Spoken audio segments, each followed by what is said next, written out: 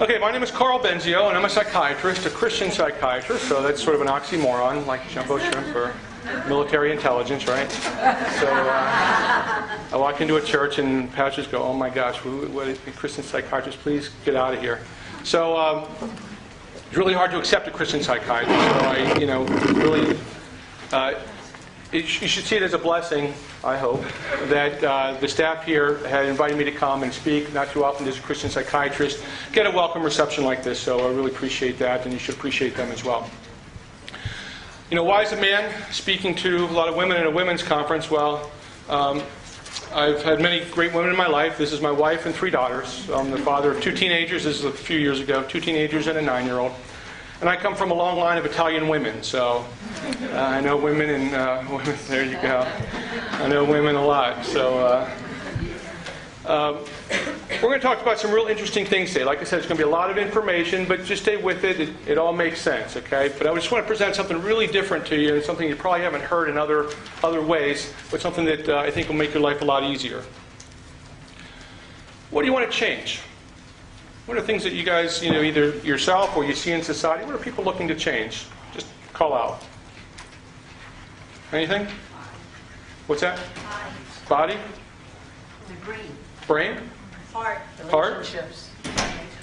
Relationships, yeah. Boy, powerful one, huh? What else? Letting other people affect me so much. Letting other people affect you so much? Yeah, sure. We all struggle with that, sure. Other things? Having a sense of discipline. Sense of discipline. Wow, we're going to talk about discipline today. Very, very special discipline. Your mind.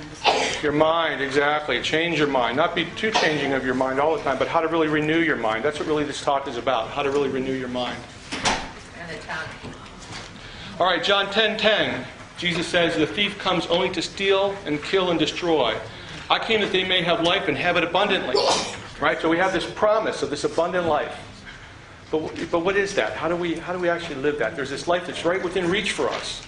But yet we're just having trouble making those last steps, doing those last couple things that allows us to really live that life, and enjoy that life. And that's what we're really going to talk about, is how to really grab that life that's within reach. So some key elements for change. And I want to go through this talk. I'm going to talk about change and the elements of change. And this is, first of all, we have to see that change is possible. So I'm going to show you that change is incredibly possible, especially as we look at the brain. Change is possible. Second, if we're going to change, we have to have a goal. What are we going to change into? A lot of times people say, "I want to change," but they don't really have a specific goal as to what they want to do. If we're going to the specific goal, well, we have to know, well, where are we starting? Because if we're starting here, that's a different strategy. But if we're starting here, that's a different strategy. So we have to know, well, where are we starting from? How does our mind actually work? Now, if we're going to try to change who we are and change the life that we're living, we have to really understand, well, how does my mind actually work? How did God make me? How did God design me to start with?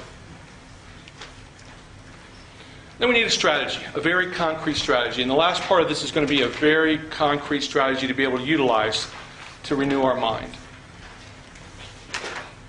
I don't know if you like Braveheart. My wife is part Scottish, so she loves the movie Braveheart. I think she loves Mel Gibson more, but she loves Braveheart.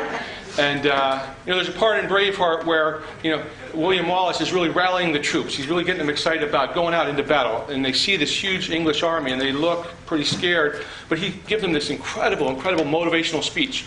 At the end of the motivational speech, his right-hand man says, "Well, great speech, but now what?" Okay? And that's a lot of times what we sort of experience. And Sunday we have this great sermon. We're energized. We're enthused. All right, we're ready to go. All right, now what? What do I do differently on Monday, Tuesday, Wednesday to really live this life? That's what we're going to talk about, a very, very concrete strategy. And then we need motivation. So if we have all these things in place, there needs to be something that motivates us to apply this strategy, because Satan is certainly trying to get us from the other side to make things look easy and look simple and gratifying, to not practice in a healthy way. So we're going to go through these 6 things. I'm going to help you understand how these things, what the Bible says and what psychology says about these elements. All right, when I was a kid, I loved I Dream of Jeannie. This is before my hormones kicked in. Just, the fact that this lady said, "Your wish is my command," and got anything. What would you guys wish for if you had a genie? You can't bring anybody back from the dead. You can't make anybody fall in love with you. The classic genie rules, right? What would you guys wish for? Peace of mind. Just a closer walk with Jesus. Closer walk with Jesus. Peace, shalom. Healing. Healing. Unity. Unity. Wow, boy, it'd be nice if the church had unity, huh? Oh, hallelujah. Say that again. Anything else people wish for? My kids to trust in Jesus. Yes. Right? I come from a family, all my brothers and sisters trust in Jesus, and it's such a relief for my parents. My wife, unfortunately, her siblings don't. It just pains her mother so much that's a huge thing. Your wish is my command. Well, this actually happened in the Bible. Okay? Happened to Solomon, right? God came to Solomon and said, hey, your wish is my command. Whatever you want, I'll give it to you. What did Solomon wish for? Wisdom, right? He wanted to be a good decision maker. He wanted to be a godly decision maker. Right? So, decision making. It's a key spiritual discipline. The art of godly decision making. We don't really talk about decision making as a spiritual discipline. Okay? We talk about fasting, we talk about tithing, we talk about Bible study, communion. I mean, there's a whole, one time I saw a list of 60 things that are spiritual disciplines. Nowhere does it list decision making as a spiritual discipline. Okay? But that's what the Bible talks about most. Decision making. Okay? Some people say that as they look through Jesus' teachings that he talked about money the most. Well, he didn't. He really talked about decision making the most. All the parables are about decision making. Paul, all his letters are about exhorting his past churches how to become good decision makers, how to continue to grow and lead out that life, to train, be disciplined. Somebody said discipline. To be disciplined, to really lead out that life that Christ, the mind of Christ in us. You look at the Old Testament, you look at Solomon. I mean, all the Ecclesiastes, this is how we shouldn't make decisions. Proverbs, this is how we should make decisions. A lot of David's Psalms are about the decision-making process. But we don't really talk about, very specifically, decision-making. Okay? When I was a kid, who had English class when they were young? Right? Who had math class when they were young? Art? Music? Who had a decision-making class when they were in school? High school, college. Yeah, I never had a decision-making class. The most important thing, how to be a good decision-maker, we don't have any classes for it. That just boggles my mind. Right? Even in the church, we don't have very many classes for decision-making. We teach teens, God's your friend, God loves you, God has a plan for you, be in God's will. We don't really give them, okay, well, this is how you do that. This is how you make decisions to do that. This is the construct and the sequence of good decision-making. And that's what we're really going to focus on is decision-making.